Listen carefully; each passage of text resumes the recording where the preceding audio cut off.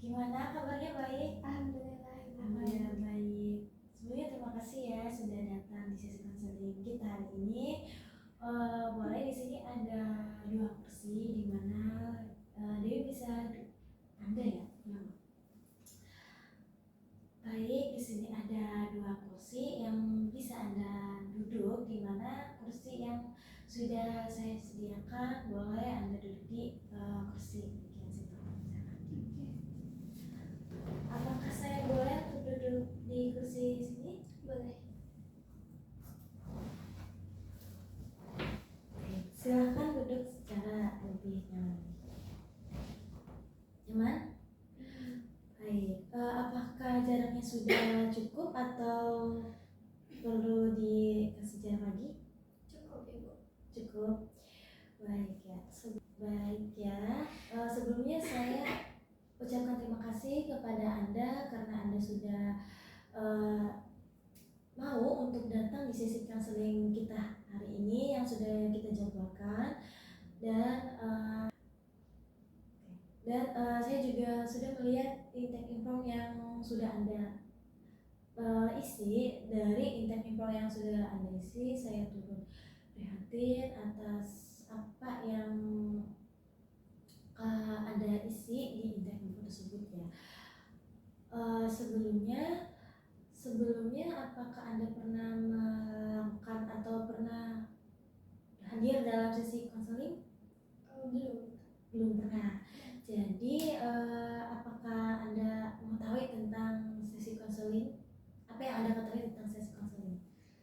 Seperti berbicara, curhat gitu sama konselornya. Oke, ada lagi? Sama menemukan solusi gitu. Baik, terus ada lagi atau tidak? Oke, sebenarnya betul apa yang Anda katakan, tapi di sini saya akan menjelaskan kembali tentang sesi konseling itu apa, dan mungkin ada beberapa yang saya luruskan gitu ya. Baik, sesi konseling itu adalah dimana sesi antara konselor dan kliennya itu untuk mencari suatu permasalahan, untuk memecahkan masalah atau mencari segala sesuatu solusi gitu untuk mencapai tujuan atau goal setting yang ingin kamu capai gitu, seperti itu. Tapi dengan menggunakan teknik-teknik tertentu, dan sesi konseling ini kita membutuhkan waktunya minimal 45 menit sampai 60 menit, di mana kita akan membahas permasalahan-permasalahan yang ingin Anda selesaikan gitu, seperti itu. Apakah ada yang ingin ditanyakan sebelum kita masuk ke sesi konseling? Tidak ada. Baik ya. Sebelumnya juga saya ingin mengatakan juga ya, ada yang perlu Anda ketahui tentang sesi konseling ini. Tenang aja, sesi konseling ini itu kita ada asas kerahasiaan. Jadi selain saya dan diri kamu sendiri, diri Anda sendiri, apakah ada orang lain yang perlu mengetahui atau boleh mengetahui tentang sesi konseling ini? Paling cuma saya dan Ibu aja. Baik, jadi di antara kita berdua aja ya? Ya. Oke, selanjutnya apakah saya diperbolehkan untuk mencatat hal-hal yang penting serta mengambil video? Boleh. Boleh? Boleh. Baik ya, alhamdulillah. Karena sudah jelas, apa yang membuat diri Anda datang pada sesi konseling hari ini? Oke, Bu. Jadi saya itu merasa kebingungan terhadap masa depan saya, karena terkadang saya tuh kayak ngelihat orang lain, kayak misalnya temen aku cita-citanya mau jadi dosen gitu, sedangkan aku tuh udah berusaha kayak mencari apa yang aku suka, tapi aku nggak menemukan apa yang aku suka. Terus aku juga sering journaling kayak gitu untuk merefleksikan diri aku, kayak aku ini tujuan kedepannya mau seperti apa kayak gitu. Dan sebenarnya udah aku putuskan juga, tapi kayak masih ada perasaan kayak kurang yakin, ragu gitu terhadap keputusan-keputusan yang aku buat. Oleh karena itu aku cuma ingin lebih meniatkan dan meluruskan keinginan aku aja, supaya aku punya tujuan yang pakem di masa depan dan jelas gitu. Jadi untuk saat ini aku masih banyak kebimbangan terhadap masa depan aku tuh mau kayak gimana kayak gitu. Baik, berarti Anda merasa kebingungan tentang masa depan yang ingin Anda capai karena masih banyak sekali keraguan yang ada di diri Anda. Ya, Keraguan-keraguan tersebut seperti apa, boleh dijelaskan? keraguan itu kayak misalnya saya di jurusan BK,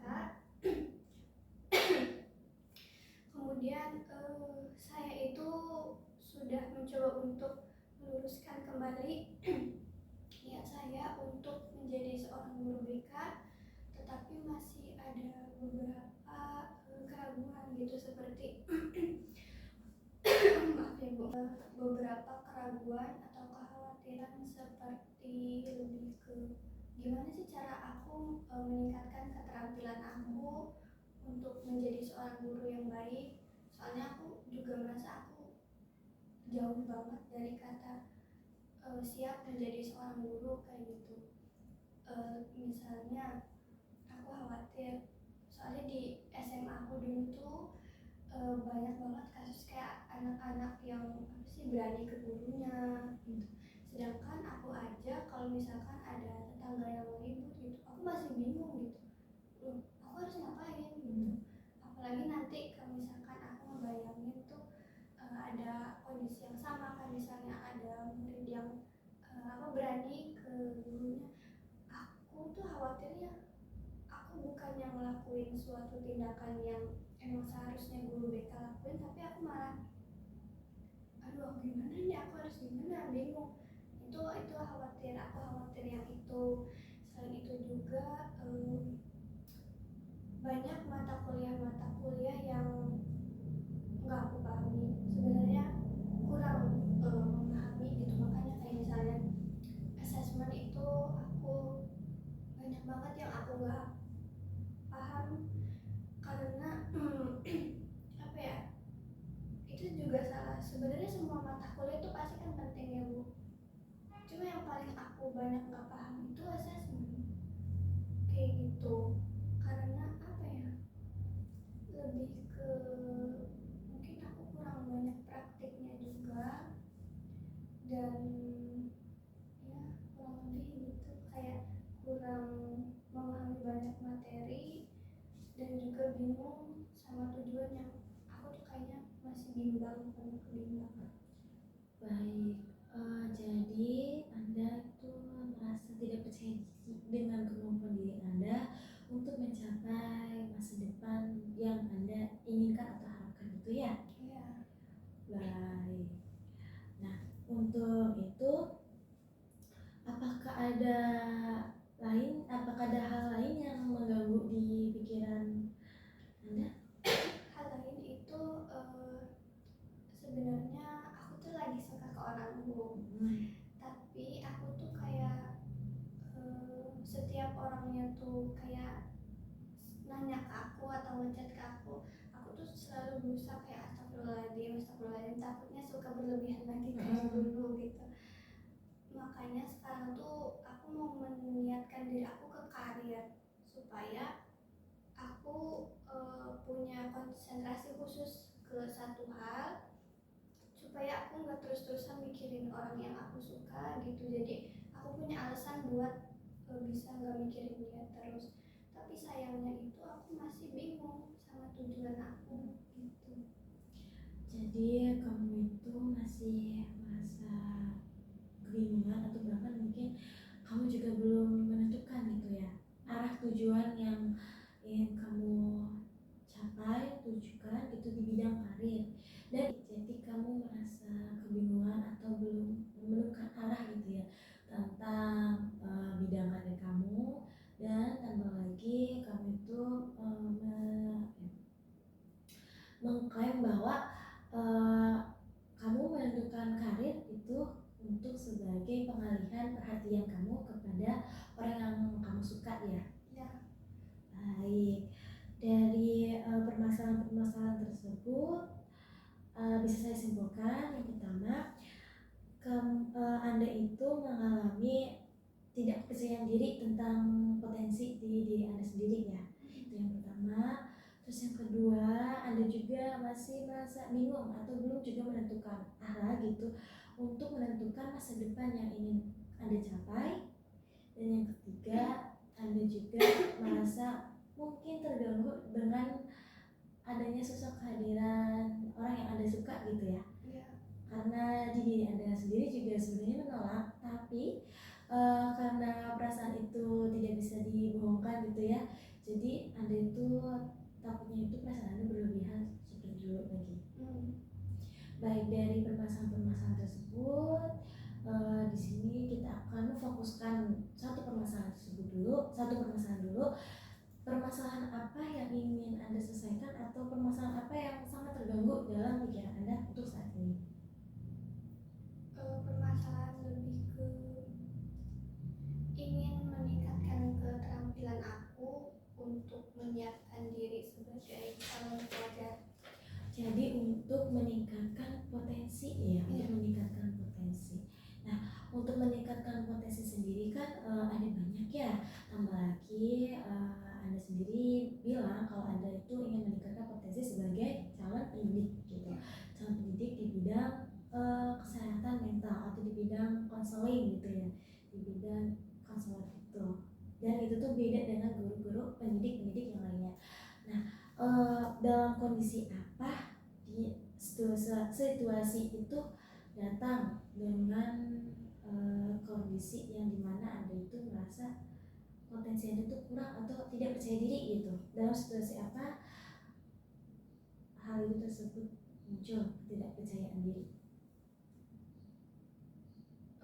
Situasi muncul itu biasanya datangnya suka kapan aja, tapi biasanya beberapa kali kayak lagi sendiri atau di kelas juga. Kalau di kelas itu contohnya misalnya apa ya, aku melihat orang lain kayak dia tuh benar-benar serius sama pelajarannya, terus aku juga kayak aku juga mau serius kayak gitu.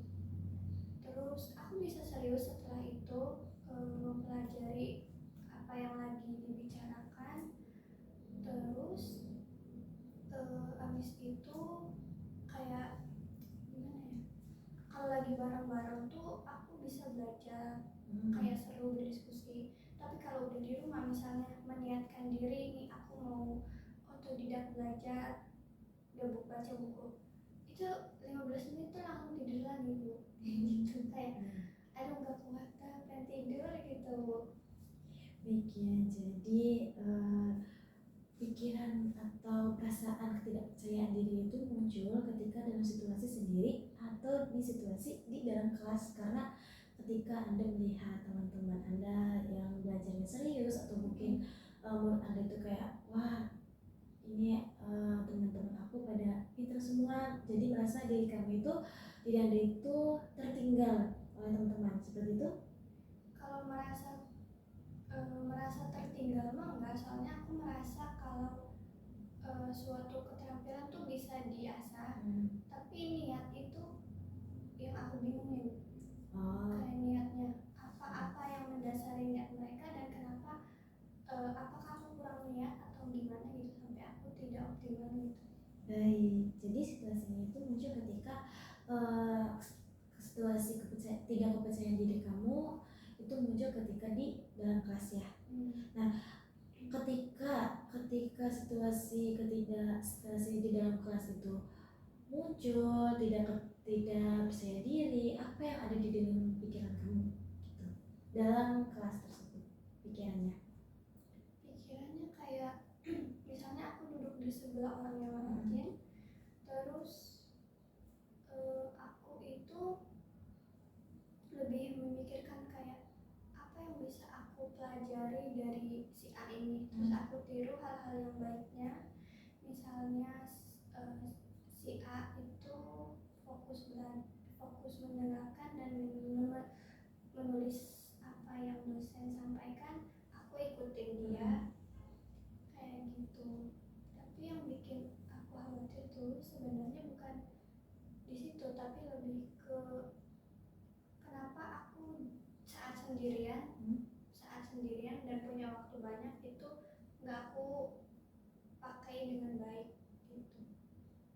Baik, jadi situasi itu ketidakpercayaan diri itu muncul dalam dua situasi yang berbeda ya.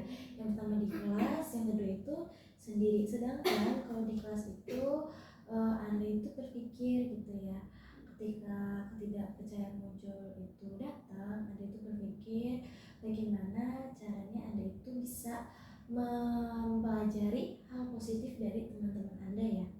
Nah, sedangkan kalau kalau Anda sendiri, kenapa pikiran yang muncul itu di dalam diri Anda itu, kenapa Anda itu tidak melakukan atau tidak mengoptimalkan atau tidak menggunakan waktu itu secara optimal atau lebih baik lagi ya.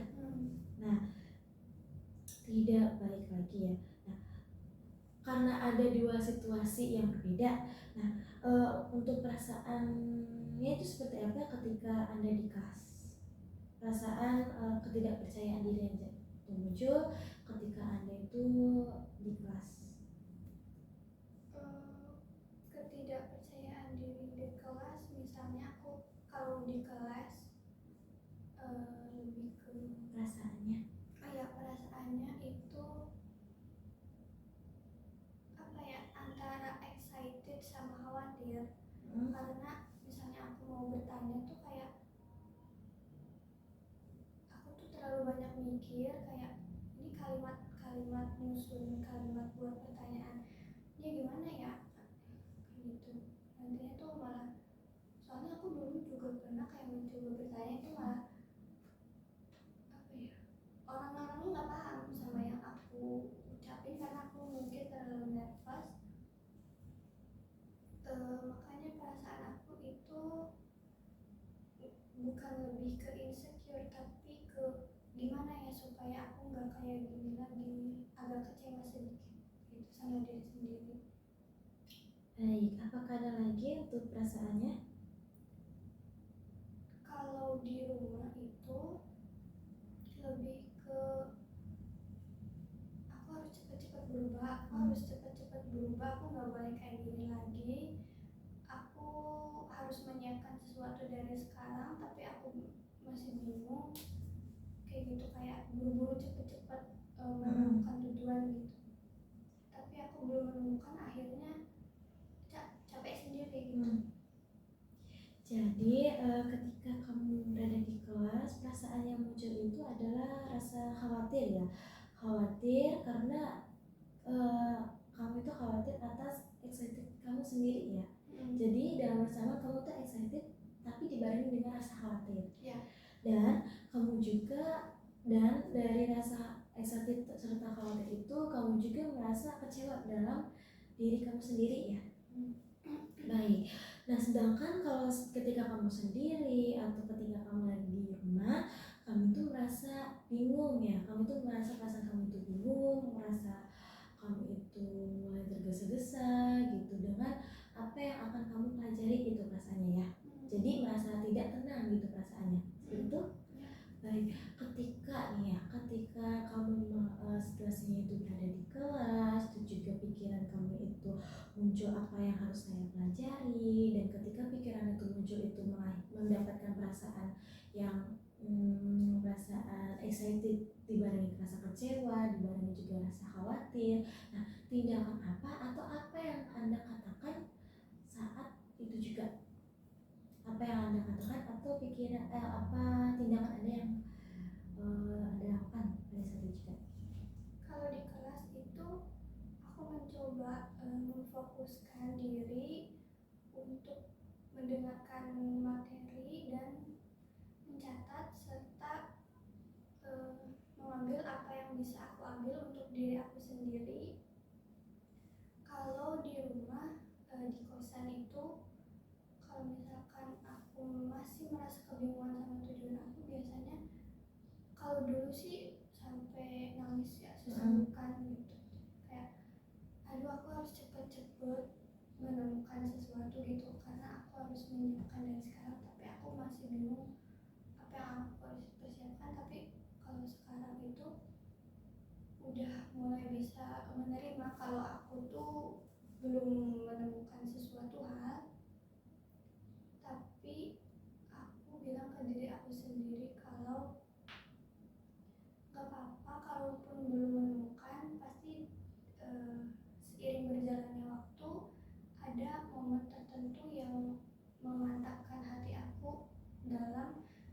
menemukan suatu tujuan. Baik, itu yang akan kamu lakukan ya. Nah, ketika pikiran, perasaan, situasi itu muncul, kira-kira apa yang akan kamu katakan di dalam kelas? Apakah ada? Atau di rumah juga apakah ada? Apa yang akan aku sampaikan? Ya, katakan misalkan kayak, aduh tugas ini banyak sekali atau gimana gitu. Apa yang Anda akan katakan gitu ketika ketidakpercayaan Anda itu muncul di dalam kelas atau bahkan sendiri gitu. Aku nggak lebih ke berdoa sih, langsung berdoa aja. Contohnya? Kayak soalnya aku udah kayak dulu ini aku tiap hari kok kayak bingung terus gitu.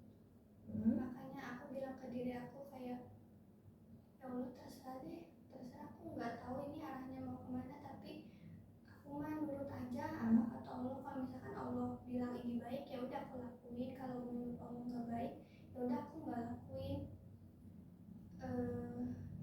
Tapi aku nanya gitu kayak, ya Allah kalau misalkan aku belum mempersiapkan sesuatu secara matang karena aku masih kebingungan, itu salah nggak ya? Kayak soalnya kan ada yang namanya ikhtiar, ada yang namanya takdir gitu. Nah aku tuh ingin mengikhtiarkan diri aku, tapi nggak tahu apa yang harus aku fokuskan. Kayak niat aku juga masih bimbang. Baik, jadi ketika ketidakpercayaan itu muncul, ketika kamu di kelas atau bahkan di saat sendiri pun, kamu itu lebih ke berdoa atau mengatakan kayak, ya Allah kok tiap hari saya tuh seperti ini terus ya, menjadi bingung gitu. Atau bahkan kamu juga berdoa kayak, ya Allah apakah saya ini salah gitu untuk menunggu, kayak apa namanya, untuk menunggu atau selalu menunggu gitu takdir gitu, karena kan semua orang juga tidak ikhtiar juga ya. Dan kamu juga menyerahkan apa yang kamu rasakan gitu ya kepada Allah ya.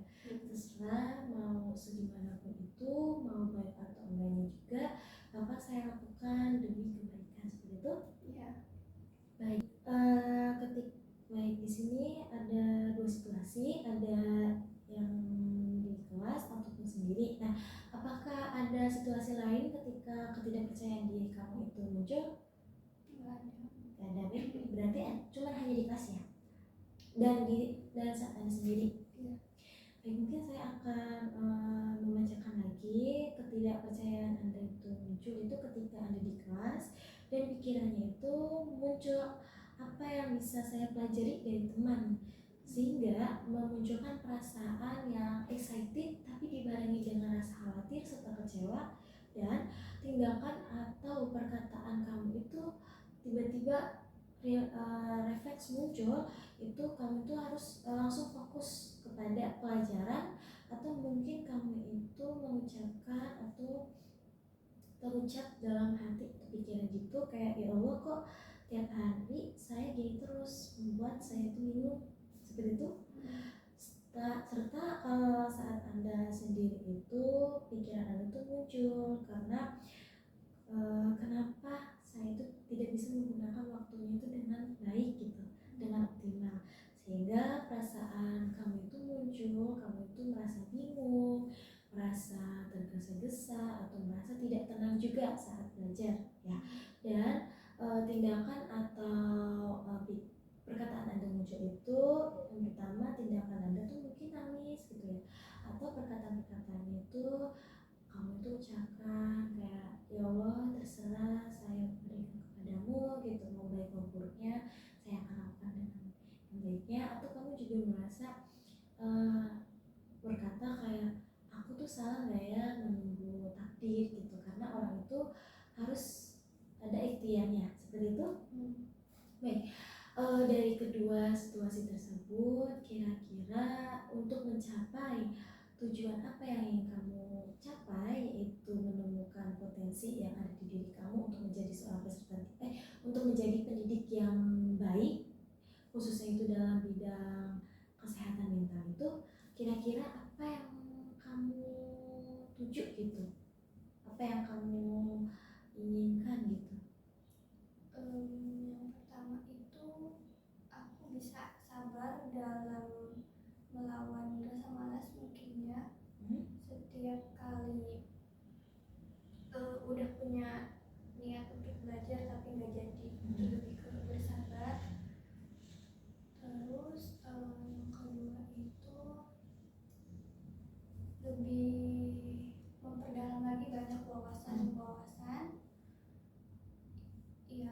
dengan itu tadi yang aku sebutin belajar ataupun ikut webinar yang berhubungan sama jurusan aku. Kemudian apa ya, dari segi soft skill yang mungkin ya, misalkan public speaking ataupun problem solving dalam menyelesaikan masalah lebih ke orang lain mungkin ya, soalnya kan mereka tuh ke orang lain, jadi orang lain juga aku apa ya, ningkatin keterampilan aku dalam membantu orang lain, itu aku ingin itu. Jadi tujuannya itu di diri kamu itu sekarang ingin fokuskan 3 dulu ya. Yang pertama, kamu itu ingin sabar melawan rasa malas. Jadi mungkin untuk menetapkan atau meniatkan perasaan kamu atau melawan rasa malas mungkin ya. Melawan rasa malas agar kamu itu terus tetap berdiri teguh pada niat yang ingin kamu capai gitu, ingin kamu tuju gitu ya. Yang pertama, ingin melawan rasa malas. Lalu kedua, kamu itu ingin memperluas atau memperdalam wawasan kamu gitu tentang bidang-bidang di bimbingan dan konseling gitu ya.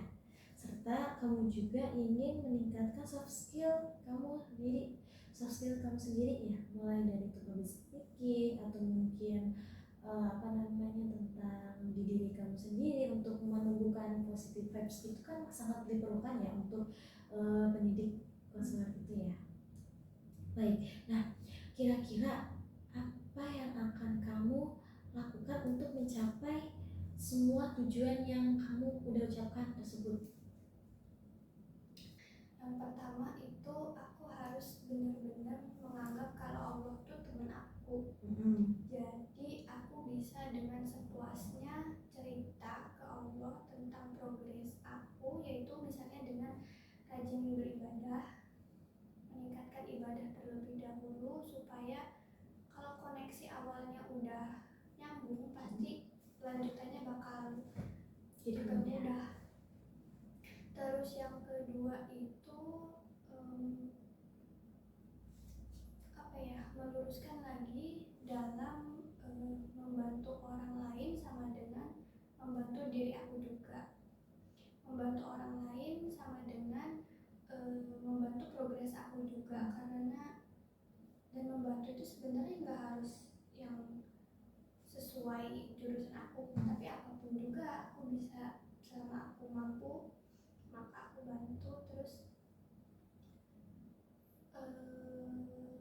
fokusin lagi ke masa depan, mungkin aku akan merencanakan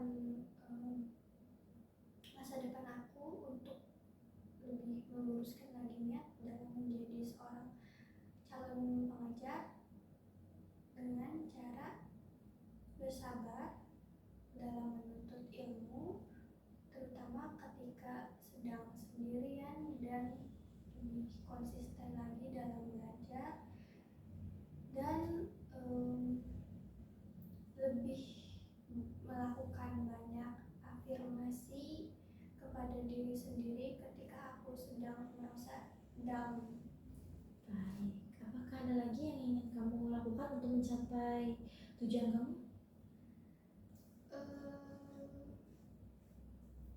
Yang ingin aku lakukan lagi yaitu lebih banyak bersosialisasi mungkin ya, lebih kayak menemukan suatu komunitas, memperluas relasi. Iya, memperluas relasi juga. Apa ada lagi? Merefleksikan pelajaran-pelajaran gitu. Merefleksikan pelajaran tuh seperti mengimplementasikan, memperdalam dan mengimplementasikan. Memperdalam serta mempraktekkan pada diri sendiri atau bahkan kepada teman ya. Iya. Baik, apakah ada lagi? Dan juga tadi pertanyaannya apa, Bu? Cara agar kamu itu bisa mencapai tujuan kamu ketika tujuan kamu kan ingin melawan rasa malas, terus juga ingin memperdalam wawasan kamu atau ingin memperdalam bidang akademik kamu gitu, dan kamu juga ingin meningkatkan soft skill yang ada pada diri kamu sendiri?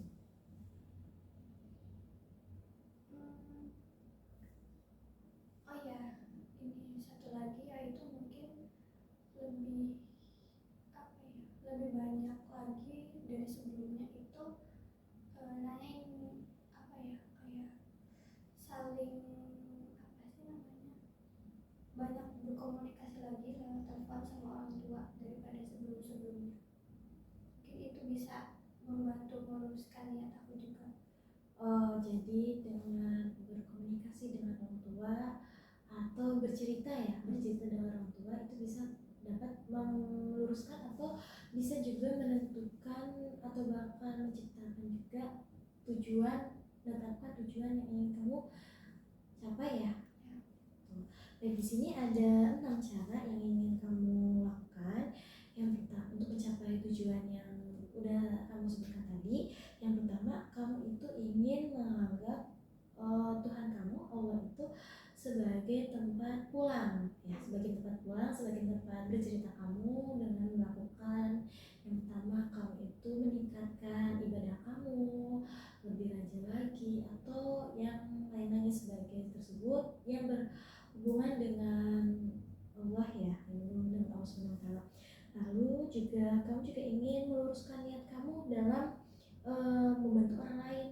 Kamu ingin meluruskan niat kamu membantu orang lain itu sama hal yang membantu diri kamu untuk lebih berkembang lagi ya. Ingin meluruskan niat kamu. Lalu yang ketiga, kamu juga ingin meluruskan niat belajar kamu juga atau memberikan afirmasi pada diri kamu sendiri gitu. Yang sebelumnya kamu itu belum memberikan afirmasi, sekarang kamu ingin melakukan mencoba untuk memberikan afirmasi pada diri kamu sendiri itu, dan kamu juga ingin lebih berkonsisten dalam belajar. Lalu kamu juga ingin bersosialisasi dan ingin menambahkan relasi juga, karena relasi ini penting juga untuk konsisten belajar kamu ya. Iya, membantu perkembangan diri aku. Betul sekali. Dan kamu juga ingin mempererat hubungan dengan orang tua kamu melalui jalur telepon atau mungkin ketika kamu pulang juga bisa bercerita seperti itu ya, tentang apa yang kamu khawatirkan atau mungkin saran-saran dari mereka, apa yang mereka berikan kepada kamu, sehingga kamu bisa memikirkan saran-saran dari orang tua kamu dan pikiran-pikiran atau apa yang kamu inginkan itu jadi satu gitu. Iya. Betul? Betul. Baik. Nah, ketika cara-cara kamu ini lakukan atau aplikasikan pada diri kamu, nah kira-kira apa saja sih gitu keuntungan yang ada di diri kamu? Boleh sebutkan minimal 5? Aku ya, kalau di BK itu ibaratnya aku udah mulai bisa mindfulness kali ya. Karena udah mulai merasakan kedamaian di setiap waktu, dan mulai yang kedua tuh bisa mulai mentoleransikan semua hal-hal yang mungkin menurut aku tidak nyaman. Dan keuntungannya untuk diri aku sendiri yaitu tadi damai udah ya. Ya. Kemudian itu aku bisa menjadi orang lebih positif lagi, baik itu dalam pikiran ataupun tindakan. Kemudian aku jadi lebih terhubung kemana-mana gitu. Terkonek ke mana-mana, contohnya seperti Ke Tuhan, ke lingkungan, dan ke orang tua. Lalu? Dan juga aku merasa kalau aku bakal setiap harinya tuh kayak pelan-pelan akan selalu ada peningkatan secara gak sadar kalau misalkan aku ngelakuin itu secara konsisten. Dan juga aku tidak akan merasa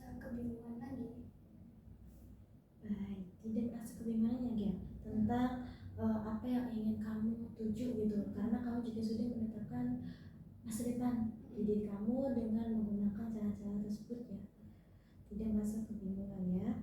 Oke, di sini ada 6 ternyata. Nah, ini keuntungannya jika Anda melakukan cara-cara yang sudah Anda sebutkan tadi. Nah, 5 kerugian kamu ketika kamu tidak melakukan cara-cara tadi atau langkah-langkah yang akan kamu capai untuk mencapai tujuan. Sebutkan minimal 5 kerugian kamu. Bakal terus-terusan nangis sih, kayak nangis terus, sedih terus, kayak bertanya-tanya ini kapan selesainya ya, kayak gitu. Terus overthinking, kayak capek, kayak nafas tuh kayak Berat. berat, nafas tuh kayak bakal lebih berat biasanya. Terus kalau biar suka kebangun malam lagi cuma gara-gara kepikiran hal-hal yang menurut aku gak suka di malam-malam. Kalau misalkan aku masih tetap kayak gini terus,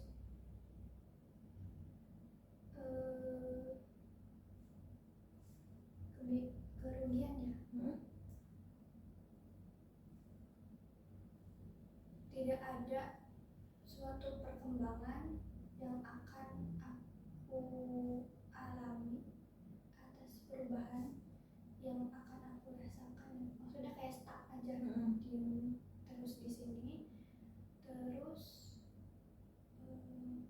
kayaknya mah bakal memiliki potensi-potensi kebiasaan berpikir negatif yang malah bakal menghancurkan diri aku sendiri nantinya. Apakah ada lagi? Udah mungkin. Baik, bisa saya simpulkan kembali ya. Jadi ketika kamu itu melakukan cara-cara yang sudah kamu sebutkan untuk mencapai tujuan kamu, di sini kamu juga sudah menyebutkan ada 6 kerugian, ada 6 keuntungan ternyata. 6 keuntungan dan 5 kerugian. Yang pertama, kita akan membacakan kembali 6 keuntungan kamu ya. Yang pertama, jika kamu melakukan cara-cara tersebut mencapai tujuan kamu, yang pertama kamu akan merasa mindfulness atau merasa tenang serta damai. Karena apa? Karena kamu itu mungkin sudah tenang dan sudah tahu gitu tujuan kamu itu kemana ya. Lalu kedua juga kamu itu bisa mentoleransikan semua hal atau sesuatu hal yang tidak kamu suka gitu ya, ketika ada di dalam diri kamu. Jadi kamu bisa mentoleransikan. Lalu ketiga juga kamu itu pastinya bakal mendapatkan positive vibes ya. Positive vibes juga positive vibes kamu itu pasti akan meningkat karena apa yang akan kamu pelajari itu juga berdampak kepada pikiran, perbuatan, bahkan ucapan kamu di sini ya. Lalu yang keempat itu kamu juga akan terkoneksi atau berhubungan atau memiliki hubungan yang baik kepada lingkungan sekitar, seperti kepada Tuhan kamu, kepada teman-teman, dosen, ataupun bahkan kepada orang tua kamu, karena kamu itu ingin meningkatkan relasi yang lebih baik lagi ya. Lalu ada juga yang kelima, kamu juga ingin meningkatkan wawasan serta soft skill kamu ya. Keuntungannya tuh. Lalu kamu juga tidak akan merasa kebingungan lagi tentang apa yang akan kamu lakukan di masa depan. Itu 6 keuntungan jika kamu melakukan cara-cara untuk mencapai tujuannya. Nah, jika kamu tidak melakukan langkah-langkah atau cara-cara kamu walaupun hanya satu, ada 5 kerugian nih bisa jadi terjadi pada diri kamu jika langkah-langkah tersebut tidak kamu lakukan gitu ya. Yang pertama, kamu itu pasti akan merasa nangis dan pasti merasa kebingungan ya. Karena apa? Karena kamu tidak mencari apa yang kamu lakukan atau tidak melakukan apa yang kamu inginkan gitu ya. Lalu kemudian juga kamu akan merasa overthinking yang berlebihan, terus juga mengganggu aktivitas kamu karena kebingungan, serta karena overthinking itu jadi mengganggu aktivitas kamu ya, seperti tadi kamu juga udah menyebutkan kamu itu terbangun malam-malam gitu karena terpikir atau karena overthinking yang berlebihan tentang masa depan kamu ya. Lalu kamu juga tidak ada tidak merasa adanya perkembangan gitu pada diri kamu melalui wawasan kah, atau soft skill kamu karena tidak diasah ya. Lalu kamu juga tidak memiliki potensi yang baik. Jadi kamu tuh merasa potensi kamu itu negatif ya, potensi kamu itu negatif, potensi kamu itu tetap stuck di situ terus. Bukan seperti itu? Iya. Baik ya. Sudah kamu sebutkan semua. Jadi kira-kira nih ya, langkah yang akan kamu lakukan untuk seminggu ke depan ketika kamu berada di rumah, ketika kamu selesai konseling sesi ini, kamu akan melakukan cara-cara yang udah kamu sebutkan tadi ya. Ya. Yang pertama, kamu itu akan memperkuat memperkuat relasi kamu dengan semua lingkungan sekitar, entah itu sama Allah Subhanahu wa Ta'ala, teman, bahkan sama keluarga juga ya, dan lain-lain sebagainya. Nah, udah kan ya? Udah langsung kesimpulan aja ya? PR-nya kan udah ini.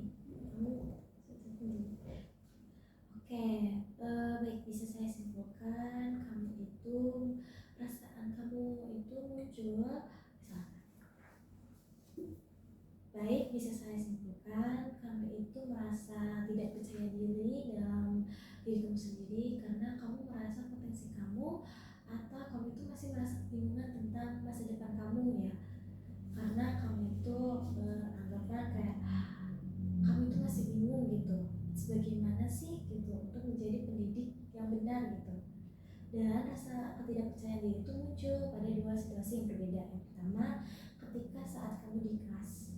Yang pertama ketika kamu di kelas dan saat perasaan ketidakpercayaan itu muncul, kamu tuh berpikir apa yang bisa saya pelajari dari teman-teman gitu, sehingga perasaan kamu itu muncul, perasaan kamu itu merasa excited tapi dibarengi juga dengan rasa khawatir serta rasa kecewa, dan tindakan atau perkataan kamu itu otomatis keluar gitu, otomatis muncul fokus diri gitu, entah itu fokus kepada materinya atau lebih fokus lagi, serta kamu juga berkata atau berdoa, ya Allah kok tiap hari kok gini terus ya gitu.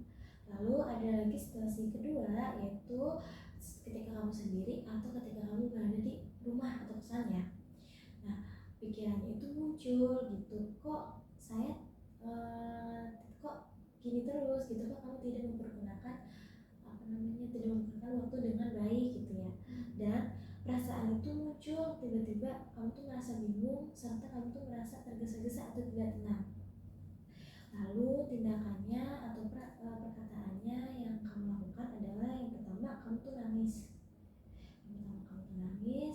Lalu kamu itu mulai berdoa atau mungkin berkata gitu kayak, ya Allah misalkan, ya Allah saya serahkan gitu ya semua kepadamu, mau baik buruknya saya akan lakukan yang baiknya gitu. Seperti itu ya. Dan tujuan kamu itu ingin wawasan malas serta ingin menambah wawasan serta menambah soft skill kamu dengan langkah-langkah yang sudah kamu sebutkan tadi ya. Dan itu akan kamu lakukan dalam 7 hari ke depan. Nanti kita akan membahasnya di pertemuan berikutnya ya.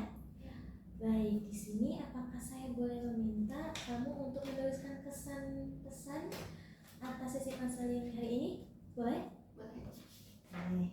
Ini saya akan memberikan kertas ya kepada kamu. Boleh ditulis terserah pesan-pesannya itu, entah itu tentang diri kamu atau tentang sesi konseling ini.